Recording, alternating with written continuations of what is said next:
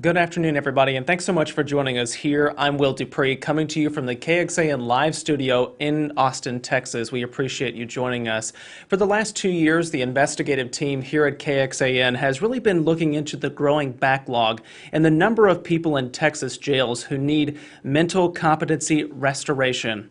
That investigation launched yesterday over on our website, KXAN.com. While an advisory committee mostly focused on finding state hospital beds for this group of people, our team took a closer look at the backgrounds of people on the wait list to determine trends that experts say could help bring down numbers. In our research, we found data on this topic is often hidden or unreliable, a discovery that's actually sparked some promising changes among state leaders. The resulting project is supported by the USC Annenberg Center for Health Journalism. Here to talk much more about this now are two of KXAN's investigative team members, Josh Hinkle and David Barrere. Welcome to you both. Thank you for being here. Thanks for having us, Will. Thank you. All right, well, Josh, I really want to start with you first. So get us started and caught up about how this project came to be, as well as that partnership I mentioned a moment ago. Sure. So David and I and a lot of the investigators here at KXAN have really been looking into the issue of mental competency for the past few years. You may remember we have launched a couple of projects over the past couple of years called Locked in Limbo that has dealt with this whole idea of people who have been arrested but are mentally incompetent to stand trial. They need to get their competency restored, and most often that's done at a state hospital. The only problem is there is a big backlog for state hospital beds to get that kind of treatment, so you can have your competency restored and then come back to jail so you can get ready to stand trial and actively participate in your defense. When we started this project, you know, we were talking about a backlog of hundreds or maybe a little over 1,000. And now, just in October of this year, the state has hit an all-time record. More than 1,800 people were waiting for a state hospital bed for this type of treatment. And so that's really what kind of got us going for this next iteration of the project, Mental Competency Consequences. And so we were talking with the USC Annenberg Center for Health Journalism about the research that we've been doing over the past couple of years, and they offered us a fellowship and a grant to continue this research so we could really drill down into the background of the people who are on the wait list and find out exactly are there trends that might be contributing to this wait list? What kind of things do they have in common? So that's really kind of how this one all got started. Yeah, going off that now, David, what are some of the major results from this project, and what did you really find in the data? Yeah, so one of the biggest things that we found in the data was that the state isn't tracking some really important points of information that would probably help them understand better why people are getting onto this wait list, how better to get the wait list reduced. So one of the big things that we found was that they're not tracking really socioeconomic information about the people that are on the wait list, whether the people have been experiencing homelessness or not. And we were able to kind of gather that data in a couple county, or in Travis County here where Austin is, and Harris County where Houston is. And one of the big findings we found with that was that over 40% of the people waiting for a state hospital bed in Travis County were experiencing homelessness at some point before they went to jail. So that was pretty eye-opening. We also looked into how the state was tracking race and ethnicity of people that are on the wait list to see if there are like disparate outcomes for people of different races. And we found that the collection of ethnicity is pretty spotty. The state hospital, so people that are on the wait list aren't in the custody of the state hospital yet. So the state hospitals are relying on the county jails and courts to get that information. So we went to the county jails and courts to look at how they were gathering it, and we found that it's pretty different from county to county. So it's not clear that the information that they're gathering is really good or high quality. So those are a couple of the big things that we looked at. And Josh, one of the things that the state really is not looking into is who has died while on this wait list. Right. That was very surprising to us because people are dying while they're on the wait list. David really did a lot of research in this area, which was not easy to find because, like he said, we had to go county by county to find the data because every single jail and court does everything differently. What we found in the largest counties in Texas over the last several years, 5 years, there have been at least 12 people who have died while they've been waiting for mental competency restoration and in the custody of sheriff's offices and jails. The other thing about that is we did spend months looking just for those 12, but there's likely a lot more because Texas has 254 counties and they all do things differently. So if we continued our research, I'm sure we would find more. Some of these stories are really gripping. There was one man in San Antonio who was in the custody of the Bexar County Sheriff and the Bexar County Jail, and his name was Fernando MACIAS. And we really have been learning more about his story and wanted to share that with you today as well.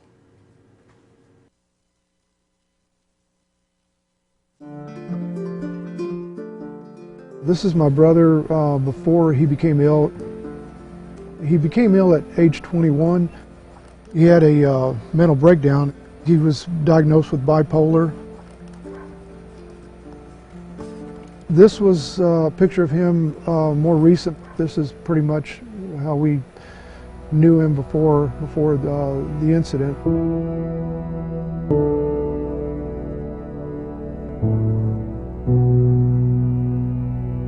He gave me a call one day. He said that the house would be a fortress that we could defend, and he was trying to get an assault rifle, an AR-15 assault rifle.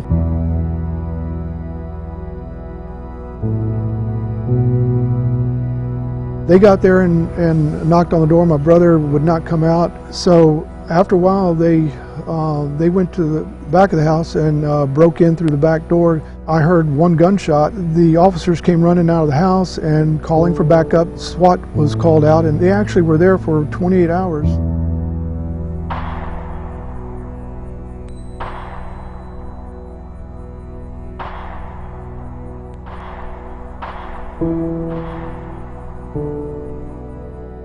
My mother was shot and killed, and my brother was wounded.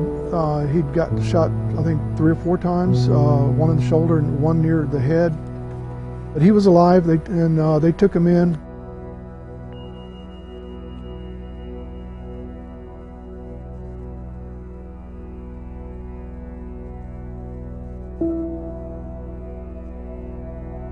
Were you hopeful that he would get better? I thought that by being in the detention center and possibly getting to the state mental hospital, that those burdens would be off of him.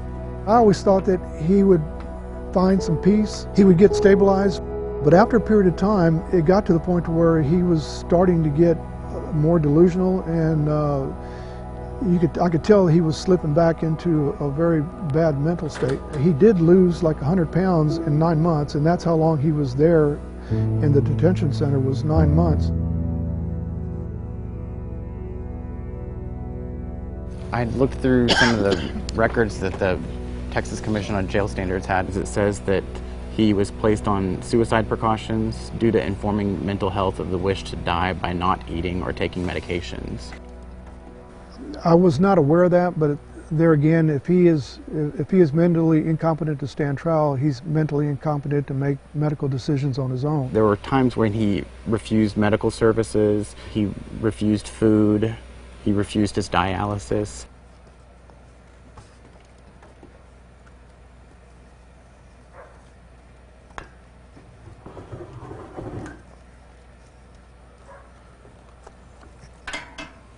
Renal failure from his kidneys was the main cause of his death, is what the autopsy said. I keep going through my head is what could I have done differently?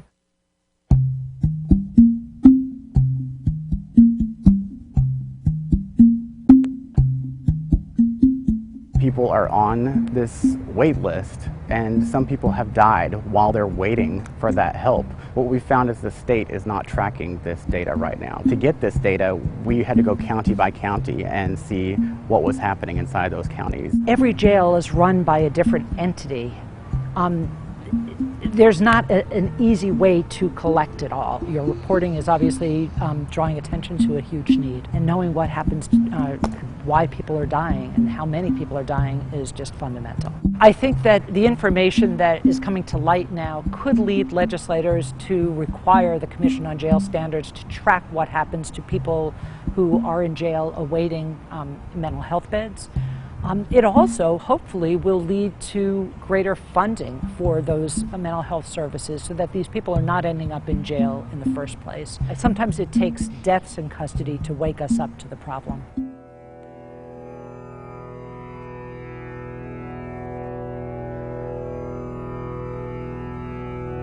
When we spoke with state leaders and shared stories like your brothers with them, they agree they need to do a better job of tracking when people are dying on this list, because it shows just how extreme things have gotten.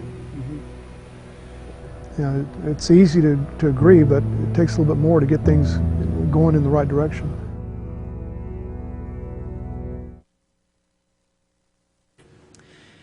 Will DuPree back here in the KXAN live studio with David Barrere and Josh Hinkle, two of the investigative team members from KXAN who have worked on this project. David, I want to ask you about what the outcome was of this Fernando MACIAS case.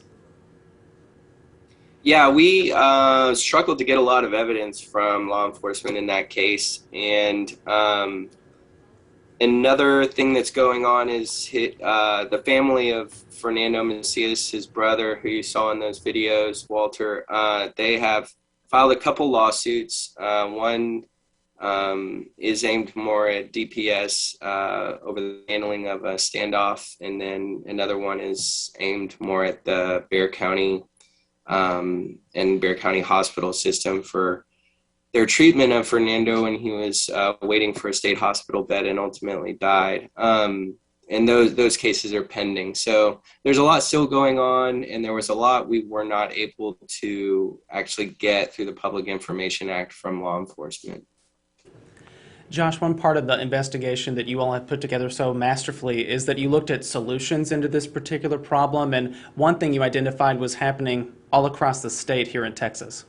Right. The Judicial Commission on Mental Health has partnered with the Health and Human Services Commission, who is the umbrella agency responsible for the committee that tracks what's happening with the wait list.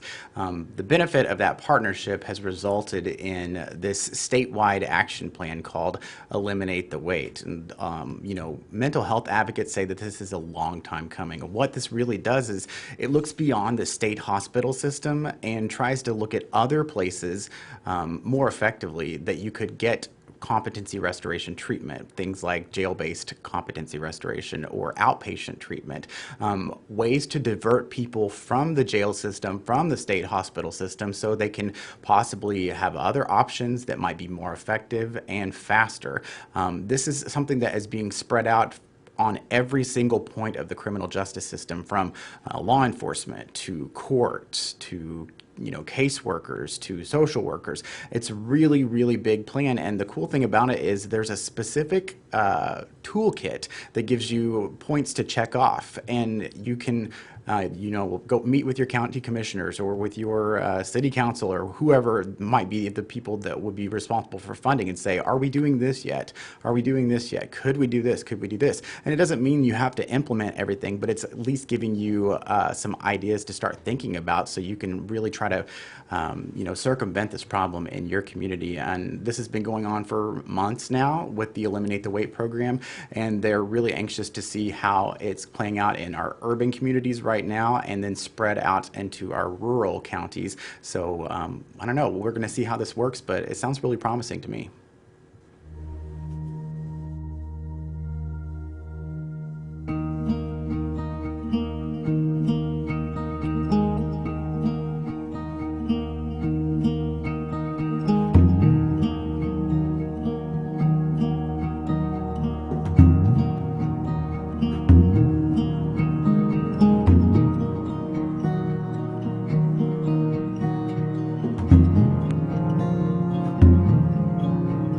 $1,800 people on the wait list right now. How fast can this training start happening for everyone to make sure that we're bringing that number down quickly? This Judicial Summit was a start. And so we began this Eliminate the Wait initiative. It was started with conversations about what are the root causes of this crisis. And these conversations led to a focus group with the experts that you see here today.